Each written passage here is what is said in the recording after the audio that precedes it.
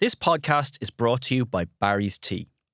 Recently, I visited the home of Barry's Tea in Cork and saw firsthand the skill and expertise of their master blender, making sure that every cup of Barry's Tea is of the highest quality.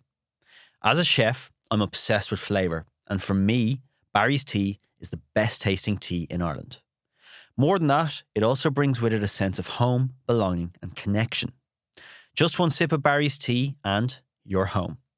So stick the kettle on, make a cup of Barry's Tea and enjoy the podcast.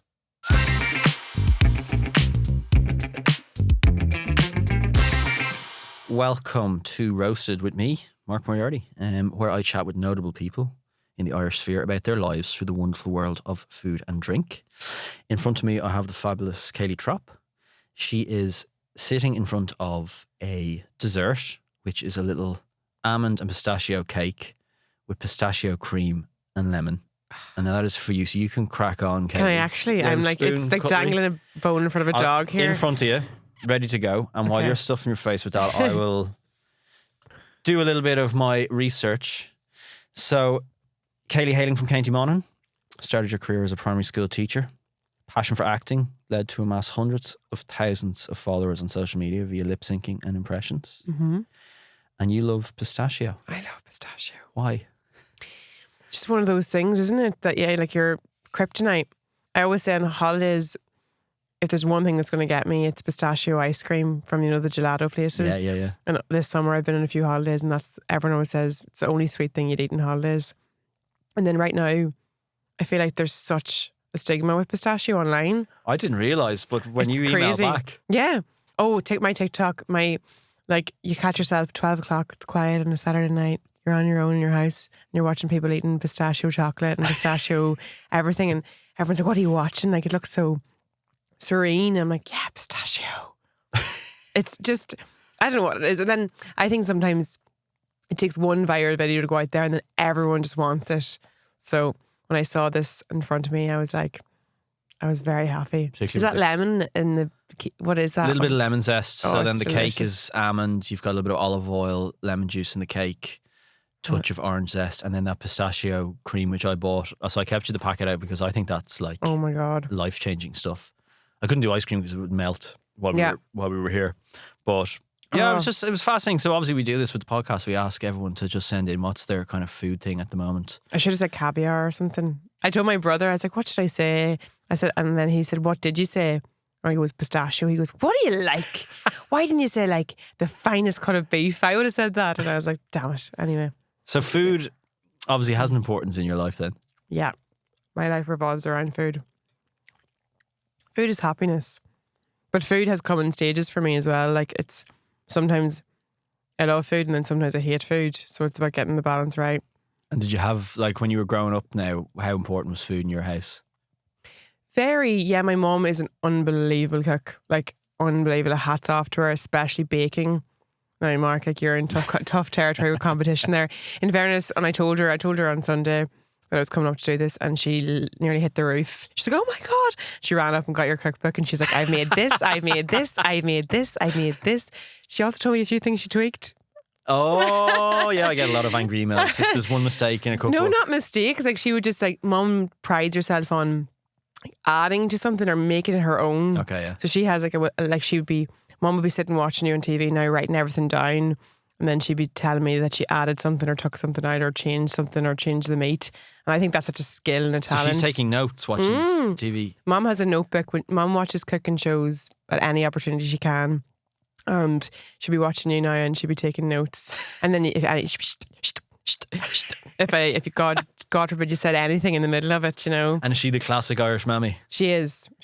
But and it's funny, she'd always say, you know, no one ever cooks for me and blah, blah, blah. If you dare stand foot in the kitchen and try and cook, she's like, that needs more of this, that needs more of that. My older brother, James, is a chef. Oh, really? Yeah. So there's cooking in our house. Kind of skipped me, I think, but I'm decent. I'm on the turkey burger trend at the minute. But he's unbelievable. He would be really good with like flavours and tastes and like knowing what something needs as well. And the two of them on Christmas Day, it's an absolute nightmare. Oh my God. It sounds like a bliss for you. Well, it's bliss for me. I get to eat it. I'm like, I'll stay away. But the two of them were always like, that needs more of this needs more of that. You do that, I'll do this. So they work, I wouldn't say as a team, but they obviously, James probably gets it from Mommy. But And growing up, like, so what sort of dishes would you have had? Or everything and anything. Yeah, like there would be the odd, there would be the home comforts like stew and even just like mince and potatoes. My granny would have always made that. My mum comes from a family of farmers. So there's 8 of them and they'd all be sitting around with us as well, and everyone were eating mince and spuds and covered in red sauce, like rogue. That's the culture in me there. Nothing wrong with it though. No. But then Mama would have always said I was kind of like the bougie one who liked like stroganoffs and carbonaras. There was a time, in fairness to Mum, where there's 6 in my family that Mum would have carbonara for me, and then she'd have spuds for Dad, and then she'd have something else for somebody else. She'd make like a go of things. We used to take students as well, so it would be just like a full-on restaurant in one sitting, in fairness to her. So you'd a load of students in the house as well? Yeah, do you know, like Spanish students and that? Yeah. And then as the years went on, they got like fussier. You had the vegans coming in and you had the ones who were intolerant to whatnot. And then Mum would have to make like a menu of things. And she loved doing it. We'd always be like, do you know, you don't have to do that, Mum, but she'd do it because she just loved to cook. That's a chef's nightmare. I know. All the mixture of everything. And this was up in Monaghan. Yeah. So you grew up in, was it Monaghan Town? Monaghan Town, born and bred, yeah. What was the food scene like there growing up? Do you know what? In fairness, people can say what they want. Monaghan's food scene is thriving. Like, if we do one thing well, we do food and drink well, I tell you. And even now, with the kind of movement and like, do you know the way there'll be a lot of, what would you call them? Like horse boxes and things like that. Monaghan are very good. We have a food festival. I think you might have. Yeah, I think a few years ago, yeah. Was it something to do with mushrooms? I was like, the mushrooms. Yeah. An amazing place. Like, Yeah. I have never, like, you look at mushrooms in a packet and you go, oh, there's mushrooms. When you actually see how they're made, it was mind-blowing. Yeah, because we're famous for Monaghan mushrooms. And Yeah, that's what we were, yeah. That's what you were doing, yeah. Because there's a taste of Monaghan every year. And it's times like that where you actually see how talented the people of Monaghan are. And even for a small wee county that people kind of usually tell us they're passing through on the way to Donegal, I think we've brilliant food scene. I've heard you a couple of times while you're very proud of the Monaghan piece Oh yeah, and massive. the family ties. Yeah, I am. Even though I'm living in Dublin now, any excuse to get home to even the food and whatever else. If anyone says, let's go out, do you want to go out for dinner? I'm like, yeah. And then you have the pick of the place. Not just Monaghan Town, like there's brilliant places across Monaghan, Cartmacross and Blaney. One of my favourite things now is like a brunchy spot where you can get a bit of eggs, or maybe you fancy the protein pancakes or whatever. I love that. I actually think Monaghan Town, there's a market for another place. My brother always said he'd love to open up, and I was always like, you should open up a place and call it Trapped or have like bougie brunch. And my eldest brother, he's in the kind of business industry, so I was like, between the two of you, I'll do the social media, Mom will do the bacon, James will do the savoury. It'll all kick off, so you can watch the space for that. But Monaghan's doing very well for the food in the food scene. And go back to me when you're growing up as a kid, going to school. So like childhood lunch boxes, that sort of thing. What was the menu? I was basic. I was the girl with the Billy Bear ham sandwich and the apple, and if I was lucky, a digestive biscuit. Whereas my brother would be getting the rounds of sandwiches and the money for the goujon rolls or whatever else. I was, see, they're mommy's boys, and I was the daddy's girl, but it would be mommy the one in the morning making the lunches, and you just know I was like, mine was just basic enough, but it filled a gap, so that's all that mattered. But now I was a teacher then for a good few years, and the lunches the kids have nowadays, holy moly, like best and worst. Worst, I'm not gonna lie, I hate the Nutella. When they whip out the Nutella, I'm like, come on, don't do it. We actually had a rule against chocolate, but a lot of the parents would believe that Nutella doesn't classify. Yeah. So, and then in fairness, there'd be some kids who really just, like, I used to call them nebby eaters, that just really wouldn't enjoy, like, the parent could put in so much effort into a lunchbox and they just really wouldn't eat the stuff that they would. So in fairness, what can you do there? But I remember I had one boy, and I used to sit eating my lunch looking at his, being like, I'm so sad, because they have these compartments, and they'd have this wee fella, and he used to eat his lunch, and I used to watch him eating his lunch, and he'd be enjoying every bite. He'd have like hummus in one compartment, carrot sticks, chicken, and he'd make up his own wee pitas, and there'd be like little cucumber. What age? 6. Yeah, 6 years old. I was like, you don't know how lucky you have it. But he actually, in fairness to the wee fella, he appreciated every mouthful. And then they had these programs like Food Dudes. Do you know Food Dudes? No. Where they'd send in, it'd be free for the kids, and they'd send in a portion of fruit and veg every day for the children, and you had to tick off if they'd eat it or not. And it was actually great for us to realise how much sometimes fruit and veg is such a struggle for kids. Like I know I hated fruit and veg growing up. My mother used to curse me, like she'd be like, come on, try it, you like it. And God love her, like with the hidden veg scene, trying to get it into bolognese and whatever else. But then I don't know, one day the light switched, and I absolutely love fruit and veg. Now I love all fruit and veg. So I think there comes a point maybe in your life where that can change. But yeah, it was a nightmare. Not gonna lie, in fairness. And as the teacher seeing the kids, like, is there an importance kids place on food now in a way there mightn't have been when you were in school? In what way? Like, do you mean like if the 6-year-old who's making hummus pittas with this sort of Middle Eastern flair? I don't think ever there was that when I was growing up. But, definitely not. And it is, I assume it's coming from the parents, or is it the environment, or is there education now that as teachers you have to relay on food nutrition? And massively, yeah. It's I'd say it's a mixture of all of the above. I suppose there's so much research now into how your diet can affect your performance in school, and how you can outside in the yard. I don't know if you can really put it down to that, but you can tell sometimes it's nature versus nurture. Like the child could just naturally be a sportier child or a more physical child, but then I always think the children have had a good breakfast in the morning. Yeah. Even first thing, like I would even be able to say last year there would be kids I'd turn around to and I'd say like, Mark, did you eat anything this morning? And they're like, no, I didn't have time. Rushed out the door. And you'd be like, by 10 o'clock, that they haven't. And it's actually the duty of the teacher then to go make sure they get a slice of toast or get an apple or whatever. Yeah. Yeah, it's very important. You just know by their performance, especially first thing in the morning. Like we had in the school we were in, it was such a good school that we used to do this thing every morning called the Daily Mile, where we'd run laps the school. And you'd know on a Monday, if they've had a busy weekend and they're wrecked, you'd ask them if they had like what they had over the weekend, and a lot of times it could be the foods like McDonald's, whatever else, which is grand. Yeah. But then they're sluggish and they haven't had their proper nutrition. I always find come Wednesday the children are totally back to themselves. It's mad because nutrition is so important. Like, and then you see the kids who are having lunch, and some kids they only eat lunch because you make them eat it. Like they wouldn't be interested in eating it at all, but and then they could go without it. And then there's other kids who, like that wee boy there, who would eat a full lunch and whatever else. It's like anything. Even today, I came in here, I was like saying earlier, I was like, I haven't had my breakfast, and God knows how this podcast will go. I could be grumpy, I could be cranky. I can't go without. Well, I can go without food in the morning. Yeah, I'd be the same. Yeah. I don't really eat until after lunch. Either do I. I'm definitely more of an evening eater. I really look forward to dinner. And do you find yourself then completely useless in the morning? Yeah, pretty much. So God help you.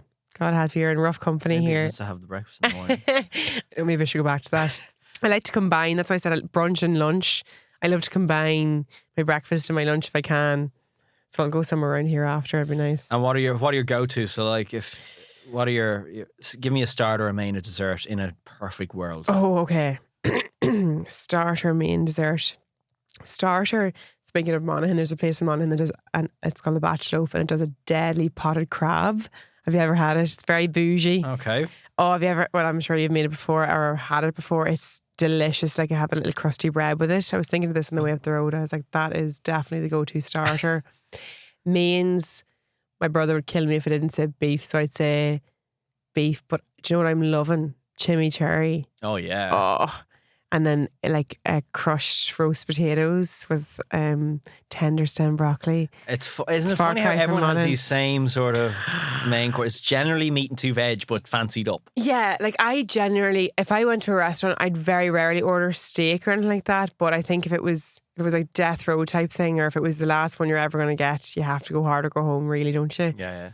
And I used to, my father, it kills me now. He would order a well done steak, but when the waiter's trying to walk away, he'd be like, no, well done. Like, well done. I don't want to even see, like, I want that thing to be able to slap it off a wall. Like, it's just, and my brother is the opposite. My brother wants it to still have a pulse, and anytime we go out for food, we'd all see Dad's steak coming out and it's absolutely char grilled. Delight himself. And he's like, yeah, and he'd be picking through it, being like, yeah, that's the stuff. And I'm like, oh, Dad, you wouldn't feed that to a cat, like, or a dog even.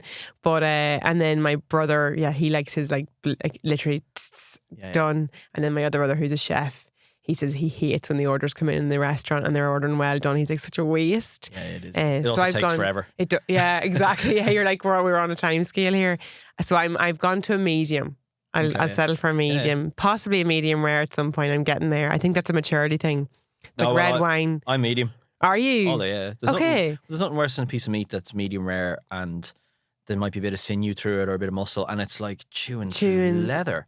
Whereas at least medium, it's kind of cooked out and it's going to soften it up slightly. Okay, People always just assume, oh, your chef, you eat things rare, blah, blah, blah, blah. Brilliant. Well, James Trappe, do you hear that? I'm right, you're wrong. And dessert then? Oh, dessert. I've always said my mum's apple crumble custard and ice cream because it's a go-to classic. But she also makes a delicious key lime pie. My brother was in Florida a few years back and he actually brought home authentic key limes for her and we all had that. So, like, that's a nice memory to have. Family seems to be a big thing with you. Huge, yeah. You've obviously gone out for dinner and you spend a lot of time together. We do. And I think it's, when I was moving to Dublin, the one thing I was thinking, I was like, not seeing my family all the time, especially with, there's lots more nieces and nephews coming in now. They're popping them out like nothing else. And, but they're all looking at me like, don't be in any rush now. You wait, you do the unconventional route. And I'm like, no problem, Dad. But it's actually, when I was coming up here, I was thinking not seeing the family all the time might be scary, but actually now I find it's nicer to come home. Like I went home at the weekend there and it's as if like the red carpet was rolled out for you and Mum's like, what dinner do you want? And even my brother Gary, my sister, they're like, come on over and we'll make you, like my sister makes lovely like tea tray bakes and that. So it's actually like, I'm going to lap this up as much as I can now. So, yeah, very, very close with them. Very close with my nieces and nephews. Yeah. Well, yes and no. Like we went through the stages. Like my brother James, he's 4 years older than me, so we obviously had that period of school time where it's like, I don't know you and you don't know me and you're not my friend and you're not allowed to say hello to my friends. But I think I'm the youngest, so I was always the baby. But at the same time, I don't know what age kind of hit a point where it's like, oh yeah, she's all right. We can go for a drink with her. Yeah. You all become adults at some sort That's of point. it, yeah. But my eldest brother Gary, he's in a lot of my videos. We're 10 years apart exactly, and we've always been really, really close. So that's nice. And now that he has his newborn now, that it's just so lovely to see him in dad mode as well. So big change. Big change for him, yeah. But you know what the funny thing is? Speaking of food, he's a big foodie, and his wife Blonde, they're big foodies. And I always admire, I'd pop into their house maybe on a Saturday and they'd be fully like invested in cooking a dish from your book or whatever it is. And I'm like, that's amazing that you do that. And funny, I know it's only been a month since Paddy was born, but they're still doing it. Like I was over at the house the other day and Gary was so excited to be making this Sri Lankan curry and she was feeding the baby and then she'd give the baby to him and then she was finishing off the dish. And I was like, I admire that. That's something to look forward to in the future, hopefully for me. You never know. And what do they think of your success that you've had now in the last few years? They think it's complete madness, and they wouldn't be wrong in thinking that. But they're so used to it now. There's different milestones or little things that have happened, I suppose, in the last year more so than ever that I've said I wanted to get and got maybe, and they're like, you know, they wouldn't be afraid to turn around now and be like, we're proud of you. And because I was a teacher, and my father and my family, they're, I suppose, country practical people doing what I was doing. They're like, what is going on? What is this? What is going on? And then when you get a few jobs, the dad's like, oh, right, okay, there's work in this. Then if she can kind of carry herself with it, then go for it. But I remember I was trying to decide what to do when I was 18, what to do with the CAO for the Leaving Cert. And I was torn between acting or teaching. And Dad was like, get the teaching in the back pocket and then explore the acting. Job. Good pensionable job. It was all for my own good. And I was like, fair enough, I'll do that. So I got the teaching. And then he was like, do you know what? Get the dip. So the dip is like the inspection you have after. It's like a probation period after teaching. And I was like, right. So I did a year in school, loved it. And then after that, I was like, Dad, will I explore the drama now? And he's like, do you know what? get permanent. And I was like, right, okay. So I spent a few more years in the job. I loved it again and got permanent. And this is when the TikTok was kicking off. So I was like, right, I have this in my palm, my hand now to go for it. So I was like, Dad, right, will I take the career break this year? And he just goes, do you know what? Get the mortgage. So I was like, Dad. And then about a week later, he actually sat me down, in fairness to him, and he was like, do you know what? This is your time now. Go do it. And I took the year. I've done 1 year out from teaching now, and I'm going into my second, and I'm loving it. I'm loving it. But I love getting back into working with kids too. It's kind of the beauty of what I do is no day is the same, and you can kind of dab your foot in anything. So for people who don't know, explain. Yeah. If I was to go, what's the one line pitch of what you do now? Oh, Jesus. It's never an easy one. It's never an easy one. I suppose it's a weird form of, it's a mixture of impersonations, lip syncing, acting, the maggot, taking off different characters, I suppose, and learning long scripts and whatever else to just to remake people's favorite scenes. So sometimes it can be, from this podcast, say something happens and I'm like, oh, that's a good scene, I'm going to remake that in my own wee way. I have to get a specialised wig for you, Mark. And then sometimes it's an iconic clip, like, you know, Tracy Mannion's Don't Make Unnecessary Journeys. Like, everyone knows that. So then I actually, for that clip, I got my brother to pour ice all over me, and I remember having one shot, because obviously when you're covered in water, you can't go back. So we were sitting there. I was like, you have one shot at this. And he's like, yeah, I know. I was like, no, like, I am not doing this again. So in fairness, we got it in the first shot. But was this always part of the plan? What, doing the lip syncs? Yeah. Absolutely not. Oh my goodness. Like, I always dreamed of doing acting. So in one way, I do describe it as a very strange form of acting. Oh, yeah. Exactly. And the opportunities that have come from it, you know, people call you a content creator or influencer or whatever else, that's grand. But there's been so much more, like, presenting opportunities, TV, radio, that have come along in the last couple of years that have been amazing. So my biggest fear was that I was going to be a one-trick pony, that, you know, people only wanted to hear the lip syncs. No one wanted to hear anything about me. They didn't want to know anything. But actually, in the last year, I've tried really hard then to branch out and not do that. And it's going well, and I'm really happy with how it's going. So keep her lit, as I say in Monaghan. And, well, they do. And in terms of, like, you've become incredibly recognisable. Yeah, without the wigs, people be like clicking their fingers at me, be like, are you your one? And I'm like, I know I don't have a wig on today, but yeah, that's me. Even yesterday I was getting Carlito's Pizza, I'll give them a shout out, and people were just giving me the squinty. I don't know if you get that. They're just like looking at you like, I know you from somewhere. I see it's like you're kind of on the road to been doing something good. They're like, I know you, but I don't know who you are. Yeah. Which is still better than... That's it. But then they whip out the phones and they're looking at their phone, they're looking at you, and then they're showing their friend, and you're just like, yeah, it's me. It's me. But I'd always take it as a compliment if anybody ever comes up to me. But it's... And how does it mad. sit with you? It's I think it's lovely. Like, obviously I'm not Roy Keane. I'm not tortured, but I don't hate, but when people apologise, they're like, sorry for coming up to you, do you mind if I say hello? I'm always like, this is like, I feel so privileged that you know who I am, do you know, and that's amazing. Like, to me, people, if I'm with my friends, they find it mad sometimes, but in Dublin, it's not so much. I think everyone kind of gets on with life in Dublin, but out west, oh my goodness, in like Galway and Mayo and that, they're just so funny. They're just always up for the crack. And I was at All Together Now festival, and the crack was mighty. Like, the people just coming up, and like, you find yourselves just dancing away with strangers, people who think they know you just because of your social media, screaming, you're that. Yeah, you're your one. Yeah.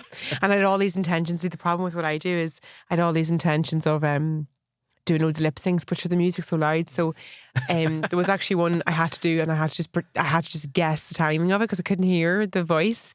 So I was like, the next time I'll bring my AirPods and listen to it. But I'll never forget the fella who was helping me record it. I just like listened to it once, sat back, and we recorded it a couple of times, and I got it, but I don't know how, because I couldn't hear the words. Just had to guess the timings. The timing of it is the most important part of what I do. Yeah, it's quite a skill. I suppose you'd call it that. Like, it's one of the, like, I always talk about mouthisms, so I always say everybody has a mouth. Like Louis Walsh, I call him the slouch mouth. Peter Crouch has the gummy mouth. Vogue Williams has the chinny mouth. Sometimes people say like, what kind of mouth do I have? And I'm like, you're quite teethy. And they're like, what? And I'm like, it's not a bad thing. It's not a bad thing. So I've learned not to answer that question. But that means you notice things. Yeah. You're obviously watching a lot. I've realised how observant I must be when I'm watching people. I actually went on a date with a fella a couple of weeks ago, and he was like, oh, you'd have to do an impression of me. I was like, yeah. And I started telling him what he does, and I was only with the fella about 30 minutes, and he was like, what? I was like, yeah, you have a bit of an Oprah bite. And he was like, what? And I was like, oh, Kayleigh, you're digging a hole here, put the glass of wine down. How's that relationship going? Yeah, it's not. Yeah, so it's funny, the characteristics. I'll never forget watching Patrick Keelty's first Late Late Show, and I was just sitting back drinking a cup of tea, and Dad was sitting the opposite end of the sitting room, and Dad was watching me, and I can't do it on the opposite, show you on a podcast, but I was like mouthing along what he was saying, and Dad was like, are you trying to figure out Patrick Keelty's mouth? God, that could come out wrong. Oh, Jesus Christ, you can't talk about. What is it like? Anyway, I'm all going on red. No, I actually did do a lip sync of Patrick, but he does a lot of like, yeah, and like a lot of like different gestures in his face. He's very expressionate. So Dad, I remember we were watching his opening speech, and Dad was like, well, I goes, yeah, I have it. And then I went and did it. And when I met Patrick on the Late Late, I was like, I from the minute you came on, I knew you were going to be one I could do an impression of. So I love when the penny drop moments. I love when you see a character and you're like, oh, they're next.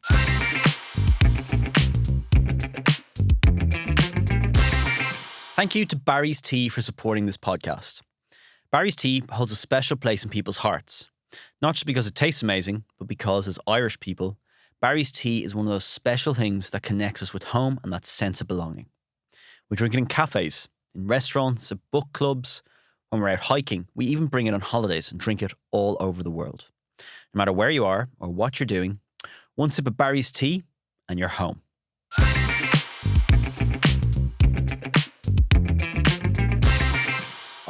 From looking at your stuff, you come across like really confident to be on screen.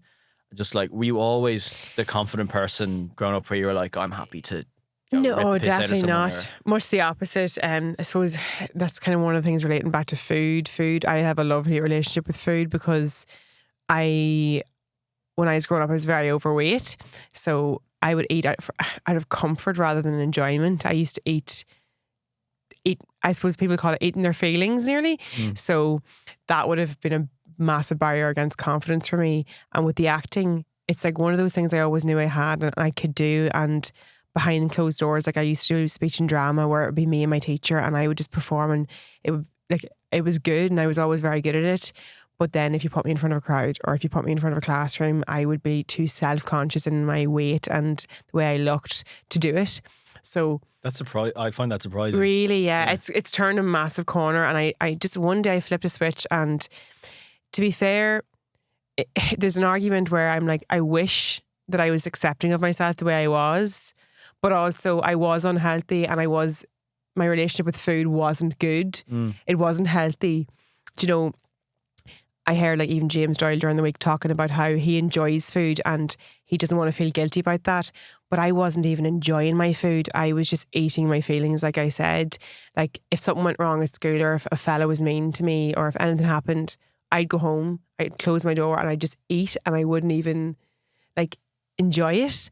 So then I was like, something's got to change here. So then I did lose a lot of weight, but that was a few years ago. And now in the last couple of years, I've learned to love food again, but everything in moderation.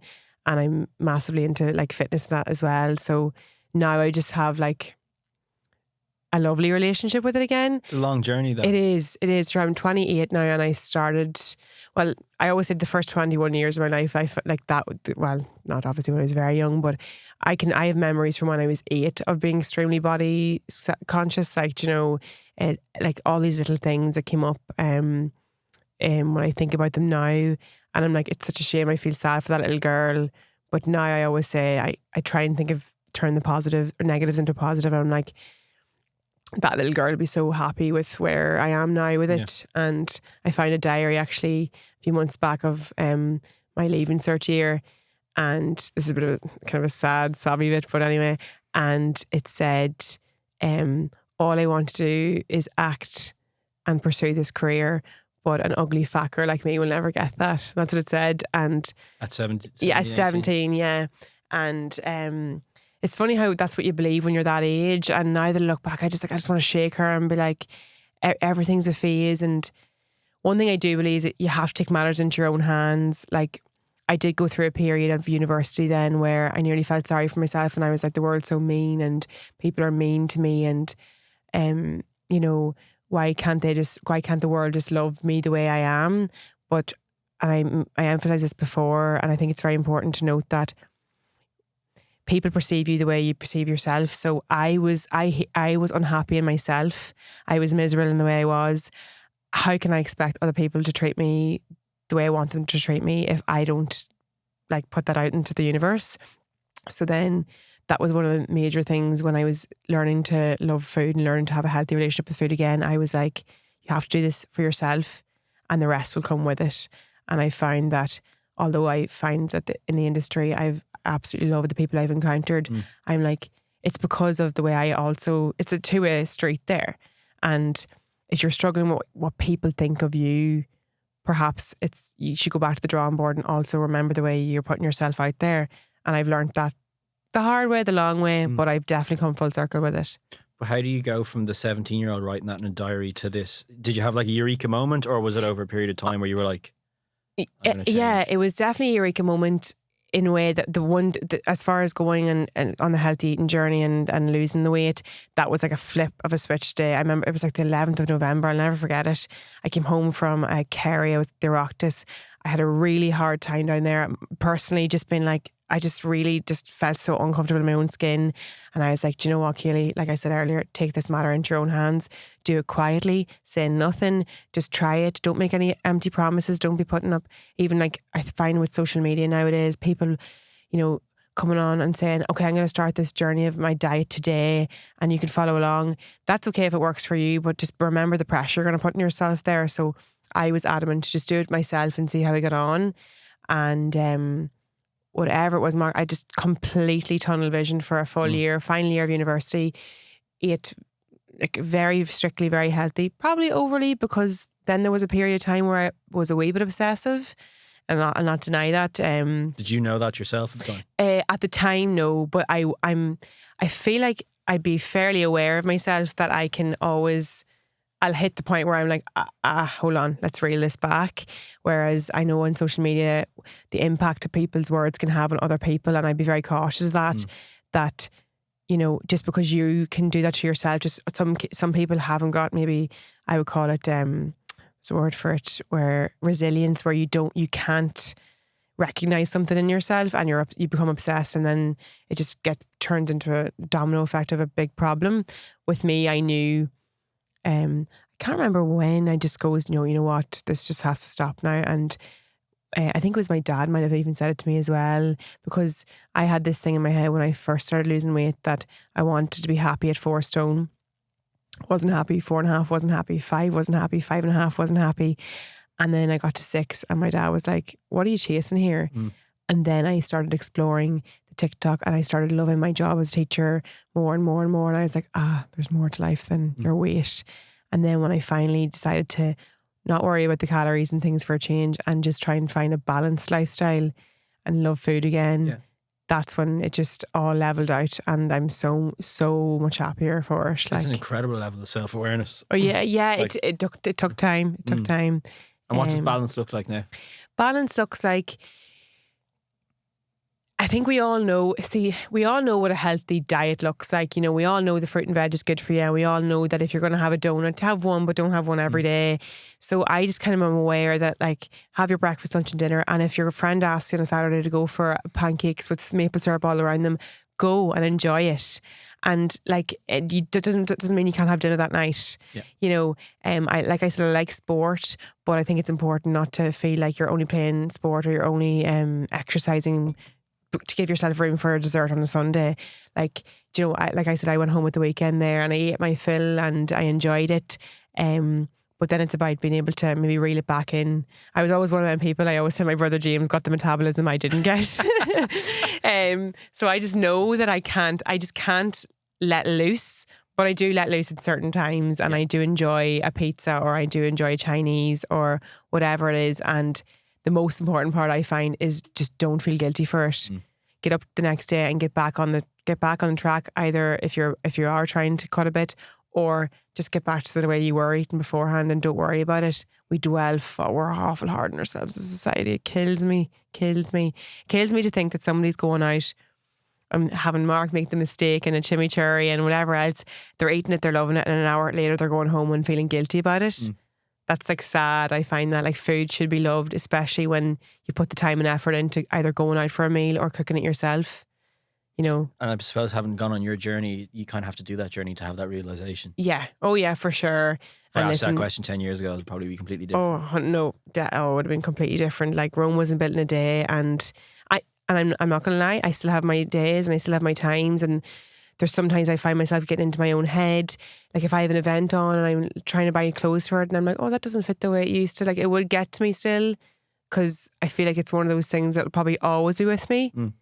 But it's about having a wee word about yourself and telling yourself to catch yourself on sometimes, and just like, you know, it's at the end of the day, there's so much more bigger things happening in the world. And with what I'm doing now, I'm like I said earlier, there's way more to the world than my weight. And there was about 6 years of my life where weight just sort of completely took over my brain, and it affected every choice I made and everything I did, and it would always be on my brain.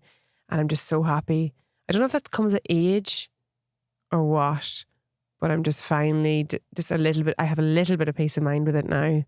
But when you see your stuff online, then like with that backstory, it's mad because It's mad. It is. I do let people in the odd time. I'd put up the odd picture, and I want to promote body positivity, but I have this thing. It's a double-edged sword. I don't want to talk about diet culture. A lot of people, I find it sad. I did a video a few months back in January, because I don't know about you, but I noticed everyone obviously in January, it's like diet, summer bod, all this shred, whatever. And I was just like, oh, here you telling, like, and everyone knows it's for a couple of days and then they're back to square one, and who cares? But my diet starts Monday, as they say. But I did a video because it was getting to me, because I just thought the online stigma, and everyone needs to relax a little bit and stop putting pressure on people. But I did a video from Fat Fighters, you know, the Little Britain, and I dressed up as her, and she was like, you're fat. I put a picture of me in the corner from when I was 16, 17, I think, and I was like talking to her, and I was like, you're fat. And I said in it, this is how I used to talk to myself, go easy on yourselves. And half the messages I got were like, fair play, I didn't know that, well done, and that's lovely to see you not promoting diet culture. But half of them were like, what did you do? Give me tips. And I understand the intrigue, but I'm like, I don't know if I really want to add to the diet culture that's out there already. There's enough of it. They don't need me talking about it. With all that experience and obviously being online and being a school teacher, what are your feelings towards social media as a whole? You have to have a thick skin, and you have to be creative as well. I think don't try and be somebody else. Don't try and be the next Sophie Murray or the next Garen Noon. Or the next Eric Roberts. Just literally, if you've got something to bring to the table, go for it and try and be original in what you're making, even though that's ironic because I copy everybody else's clips. But I think it's very important to know what you're getting yourself into as well. I'm lucky. I honestly, hand my heart, don't take anything too personally at all. I think I'm lucky in the way though that because it's comedy based, if you will, that people know I'm only taking the mick, and people know that I'm not really taking it so seriously, so I don't really get bad stuff online. Anyone taking a lot of offence to any of that? I've never heard. I've never heard from Nadine Coyle. I was saying earlier, Peter Crouch told me to piss off once, but then he told me he liked them or whatever else. So we're good. That's we're good. We're cool. We're going for a few rounds of golf next week. I'm only messing, but generally, no, people like it. And funny, if I'm at events with people, they're all like, do me. Yeah. So I'm like, okay, that's the green light. And Don't get offended once I do it to you. No, don't. That's it. Because I'm like, I am going to pick up on a mannerism there that you might. Because sometimes I say the mannerism I pick up on could be one of their insecurities that I'm like really highlighting. Even Conor Moore would say the same thing. Yeah. So you just have to be, you have to be careful. There's a couple of people I want to do, but I feel like I would be treading. Yeah, a bit. I don't know. That's the one. Names? No, I won't be naming any names today. Mark. But you have to have your wits about you too with it. And I was saying, like, when I was a teacher as well, I was always very conscious of not using bad language and not being provocative. And even now, I have this thing about me that sometimes it's hard with comedy. The funniest comedy there is the vulgar, rogue, kind of out there touching a nerve comedy. And I just don't want to do that as much. So sometimes you're kind of shooting yourself in the foot because you're like, I could be funnier if I did that. But I also just have this wee little rule. No, I don't want to rule out the teaching in case I cancel myself in the morning, you know. But there's some clips I was like, I'd love to, but I can't. But generally they're grand and I can do what I want, and I have these eureka moments sometimes. A couple of quick fire questions for you. Oh God. What did you have for dinner last night? One slice of Carlita's pizza. I know. I was being in Egypt. I had one, actually, do you know what else I had at the weekend? I had my first ever Supermax. I only had one Goujon though, so I don't think it counts. Oh, they're incredible. I've never had a Supermax. They're unbelievable. Have you not? Never. But there was somebody eating. My go-to motorway order is just 10 chicken tenders, please. Because they're always, I always be going by Junction, is it Junction 10 or Junction something? Any of those plazas. Yeah. And I'm always like, I'm so tempted, but then I have this streak of never going. So I was like, okay, now I don't want to go because I don't want to break my streak. But yesterday there was somebody eating the Goujons and I tried one and it was very nice. Oh, signature dish if you're trying to impress someone. First date, say. Oh, what am I good at cooking? I'm good at a homemade pizza. Or I make a lovely chili chicken and egg fried rice. Nice. Yeah, I do. I'm a decent cook, but sometimes I'm just basic enough. Like I could be literally turkey burgers and rice kind of person. That's boring. But like I love fajitas as well. Yeah, no, I'll go with fajitas. Fajitas. Yeah, because you kind of have a bit of everything then. I'm a big picky bits girl, like, you know, Greek mezzanine platters and stuff where you can just pick at things. I love that. Takeaway order. Oh. You can only have one forevermore, so it's pressure. I love the intensity. I know, I'm really thinking about this. Monaghan Eastern Balti, butter chicken, pilau rice and peshwari naan. Wow. Yeah, it's very sweet and I'd say I get sick of it after like one day, but sure. Yeah, class. Worst meal of your life? Funny, I just said that. I won't say where, but I got butter chicken about 3 months ago in a place not in Monaghan, and me and my father got food poisoning from it and we were up all night puking, so I'll go with that. Yeah. Table of 4, including yourself, dream dinner guests. Roy Keane, Joanne McNally, Tommy Tiernan. And yourself. And me. Now explain that to me. How's that night going to go? Possibly Louis Walsh. No, I'll go back. No, that's good. No, I'll go with that. So I went with Roy Keane. Because I've done so many skits of Roy, I'd have to bring a dog with me to please him though. Never. Funny, I was at the Ireland-France game last year and Stephen Hunt was there with us and he was like, do you want to, I think I'm beside Roy Keane's box, do you want to come up and see? And I was like, no, I'm just scared. So I was like, if I ever get the opportunity to meet him again, I'll not back out, but I'll never ever ask the man for a photo. I know better than to do that.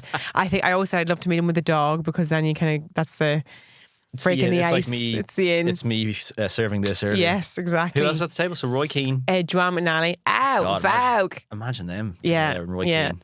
Roy Keane. Oh, Joanne would drive him mad, wouldn't she? Yeah. Yeah, she's good. She's good crack. I've never met Joanne, but I've spoken to her a few times and she just seems like she's gas crack. And the last one? And then I said Tommy Tiernan, but then there's 2 comedians there, but sure, why not? I love Tommy. Imagine the conversation that went on at that table. Like, he'd really dig. I'd say Joanne McNally would be crying by the end because you know what Tommy's like. He'd be like, tell me about your relationships or whatever else. And Roy would be sitting rolling his eyes. That's a very random one.